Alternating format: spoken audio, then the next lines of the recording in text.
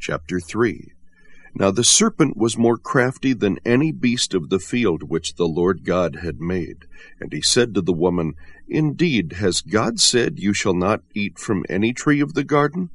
The woman said to the serpent, From the fruit of the trees of the garden we may eat, but from the fruit of the tree which is in the middle of the garden, God has said, You shall not eat from it or touch it, or you will die. The serpent said to the woman, You surely will not die. For God knows that in the day you eat from it, your eyes will be opened, and you will be like God, knowing good and evil.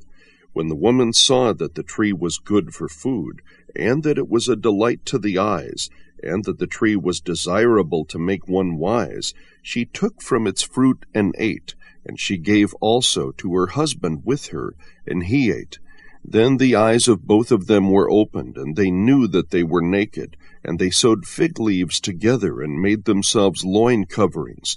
They heard the sound of the Lord God walking in the garden in the cool of the day, and the man and his wife hid themselves from the presence of the Lord God among the trees of the garden. Then the Lord God called to the man, and said to him, Where are you?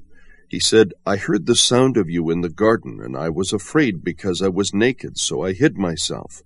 And he said, Who told you that you were naked? Have you eaten from the tree of which I commanded you not to eat?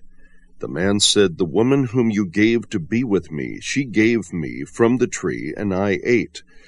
Then the Lord God said to the woman, What is this you have done? And the woman said, The serpent deceived me, and I ate. The Lord God said to the serpent, Because you have done this, cursed are you more than all cattle, and more than every beast of the field. On your belly you will go, and dust you will eat all the days of your life. And I will put enmity between you and the woman, and between your seed and her seed. He shall bruise you on the head, and you shall bruise him on the heel. To the woman he said, I will greatly multiply your pain in childbirth. In pain you will bring forth children.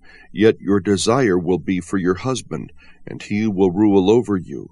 Then to Adam he said, Because you have listened to the voice of your wife, and have eaten from the tree about which I commanded you, saying, You shall not eat from it, cursed is the ground because of you. In toil you will eat of it all the days of your life. Both thorns and thistles it shall grow for you, and you will eat the plants of the field. By the sweat of your face you will eat bread, till you return to the ground, because from it you were taken, for you were dust, and to dust you shall return. Now the man called his wife's name Eve, because she was the mother of all the living. The Lord God made garments of skin for Adam and his wife, and clothed them. Then the Lord God said, Behold, the man has become like one of us, knowing good and evil. And now he might stretch out his hand, and take also from the tree of life, and eat and live forever. Therefore the Lord God sent him out from the Garden of Eden, to cultivate the ground from which he was taken. So he drove the man out, and at the east of the Garden of Eden he stationed the cherubim and the flaming sword, which turned every direction to guard the way to the tree of life.